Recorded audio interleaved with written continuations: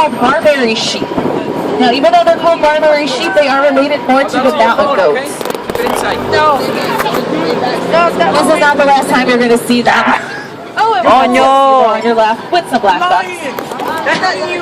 Those animals we will see later throughout the safari. Because this is now going to be these animals the are first lucky. section of the Americas. Start off back in our hometown right here. We're going to see animals from both North and South America. Of James' head. And it looks like the Roosevelt elk are the first that we get to see. So most of them are on the left-hand side. We do have a few Roosevelt elk on the right. Oh God! Look at this 1,100-pound animal. I get it. Now the males, they grow antlers every year. And they do shed them too every year. You see this gentleman right here? He's still growing them. We're in the beginning stages of growing our antlers. Oh God! You posing? You posing? These guys are clearly not giving us their good side. But nonetheless, these are called Roosevelt elk. Take a look at the one male sitting on the hillside. He's he's growing his 4-foot long antlers. Right next to the fellow deer. They're all grazing on the hillside as well. Come on, look at that one, Karan. No ostriches in this part. You guys are looking at rhea birds. A lot of people think they're ostriches, and they are in the same group as ostriches in the same way because they are both a flightless bird. So these birds that you see throughout America, once again, are called rhea birds from South America. Look at them Now, one birds. thing that makes them unique is that the rhea birds, the females do not raise the young. They don't even incubate the young. She lays her clutch of eggs. Her job is done. It's the male birds that will incubate and raise the young. So whenever you see an adult bird with any babies, it is going to be a male. We've got another lonely elk just walking on by. Alright, oh here God. comes the biggest mammal in North America. Take a look on the right. Now, before I introduce you guys to they're bigger than I I want thought. to show you, yes, it is the bison. There's an orange bison at the top of the hill. Did you guys see that bison? That is our newborn baby. We had 2 babies born, one on Thursday, one on Saturday, so they are not even a week old. When the bison are born, they're born a bright orange, and they stay that color for about their first year. They slowly will grow into their brown bodies that you see now. So here's a great example. Look here on both the left and the right-hand side at the American bison, our national mammal. We do have other babies in here. They are just smaller in size, but they are all brown. These guys weigh 2,200 pounds, and they can still run as fast as a horse. They are. I do apologize for their appearance right now. What? Going from the winter to the summer months can be a little difficult. Their fur in the winter gets so thick that snow does not even melt on the top of their bodies.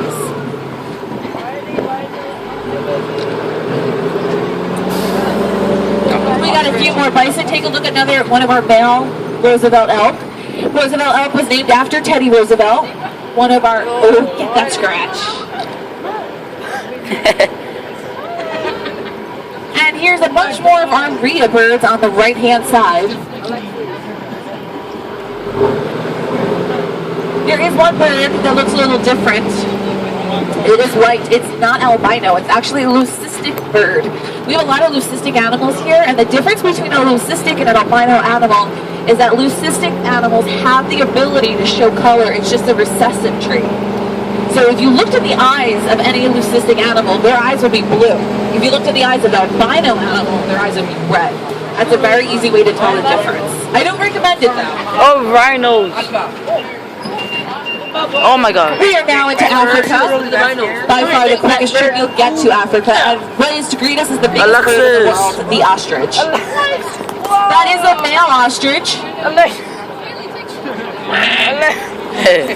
This male ostrich. I want to see it put his head in the floor. When you see a female ostrich, you will know what she looks like because her feathers are red. He was walking away from 2 ostrich eggs, which is another thing you will see throughout the safari. Oh my God, the rhinos. Coming up now, you saw me already. We are going to see the largest land animal and the second largest land animal. We got the largest land animal to your left, the African elephant. We've got the second largest land animal to your right, the rhinoceros. The species that you are looking at, though, is called the white rhino. This is just one of 5 species that do exist. All of them are endangered, although the white rhino is doing the best in numbers so far. Now the rhinos zebras. can get anywhere between 4 to 8,000 pounds. So they are pretty big, but they have incredibly poor eyesight, so you never want to startle up on a crash of rhinos because they actually could run up to 35 miles an hour. Take a look, 2 more females. Here's another ostrich egg to your right. As we come around, we're going to get a good look now at our beautiful girls. My favorite, the African elephants. 14,000 pounds these girls can get up to. You are looking at all girls. A few zebras here on the right as well. Do you see their true color? It's actually really dark black and brown with white.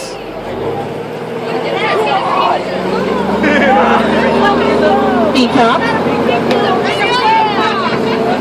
Take a look at our beautiful girls. Oh God. There's 2 species of elephants in the world, African and Asian. And an easy way to tell the difference is just by looking at the ears of an elephant. If their ears look like the continent of Africa, like this one right here, they're African elephants.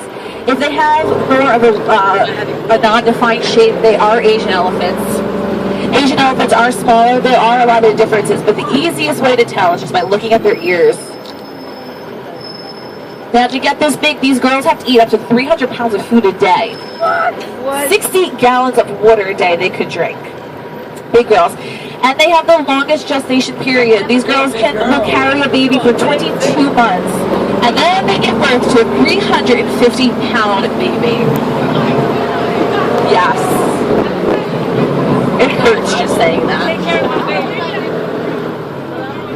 We got some more ostriches, but we also have the other 3 white rhinos here at the safari. Take a good look. Take a look at their horns. Their horns are actually made out of keratin. It's the same material that's made out of your own hair and nails, so they do have the ability to grow back. A true horn does not grow back, but these are considered horns. In fact, because they're able to grow back the keratin horns, they can actually kind of shape them, so you will see rhinos like chisel their horns. We've got some more zebras on the right. I'm in recording for 7 minutes. Here on the left. But mixed in with our zebras is our Asian water buffalo. Now you're going to call a group of zebras a dazzle. They group up together in tight numbers because from a distance it kind of makes a predator rethink about saying hello to the zebras. It looks like there's one big animal as opposed to maybe 10 smaller animals. And that's why it's called a dazzle. It kind of dazzles your mind. They are mixed in with some of our Asian water buffalo. They spend about 90% of their day in or around water. And they do produce a very sweet milk. See, one of our babies is lying down right now. Here's another one grazing on the grass. They will, after 12 months, the mom will give birth to a baby. And the baby's pretty big, almost like you see now, because that one's not even 2 months old yet. But they have to be big, because in 20 minutes, that baby was able to get up and run.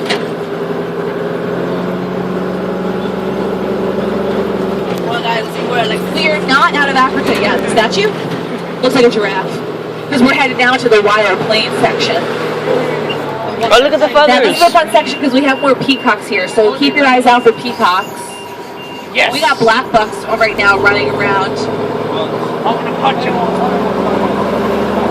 This is a type of antelope species. These guys can clock up to 50 miles an hour. Now, these are all males, and they're not all fully mature just yet, because when they are fully mature, their whole entire body will be black. So they clearly have a long way to go. Peacock.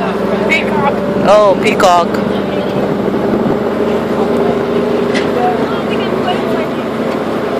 Coming up ahead, we've got our common eland on the left-hand side. This is the largest of the antelope species. Now, antelopes are generally a very fast species. These are the slowest of the species, but they still can clock in around 25 miles an hour. One thing they can do is they can jump straight up in the air, 8 feet tall. This is also one of the many species that both male and females grow horns. So the way you can tell the difference is just by size and coloration. Males tend to be a little bit bigger. Now all these animals here on your right are called ellipsis waterbucks. Take a look at the white ring on their bum. Ellipsis means circle. That is how they got part of their name. They are all ignoring us right now. And if you guys look behind the ellipsis waterbucks, you'll see some beast oryx. They're all just sitting down in the grass. The beast oryx are amazing. It's so hard to find water in Africa's desert environment. They've conditioned their bodies to go very, very long periods of time without water. They're able to survive on just enough water that the grasses and plants that they feed on give them. Our Brahma gazelles are also to the right, the largest and most endangered species of gazelles. Take a look at their long legs. That's actually what helps regulate their body temperature. Peacock on the dirt. And here is the tallest animal in the world, the giraffe. We've got not so tall animals to your left. Alexis. That's only because they are our babies right now.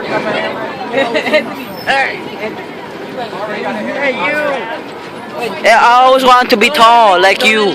As a baby, they stand 6 feet tall, weighing 150 pounds. As a full-grown adult, they will get anywhere from 16 to 18 feet tall. You got a mouthful of food, don't you?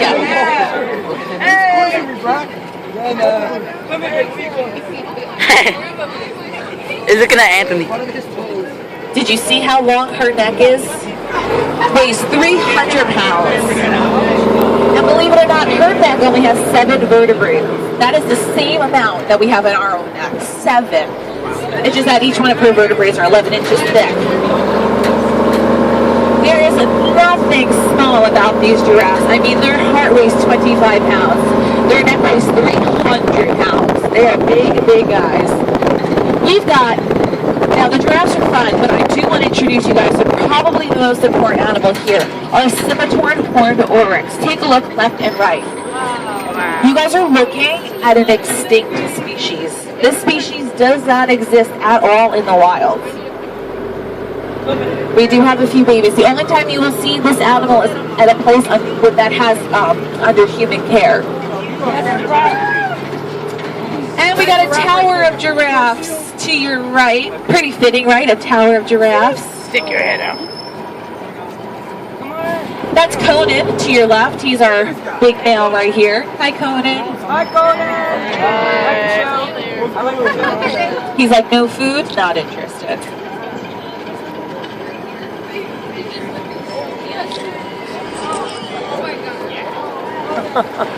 So remember, these guys get up to 18 feet tall. And he is. That neck is skinny. Yeah, right? Sitting very high up on The size of my foot. Now we are coming up to Camp Aventura. This is the place that you guys wanted to get out and explore some more animals. There's bathroom breaks. There is, our zip line is open. There is a lot to do here. You do not have to get out. This is only the first half of your tour. All clear. Good. Are you guys all together? Okay. So you guys, all right.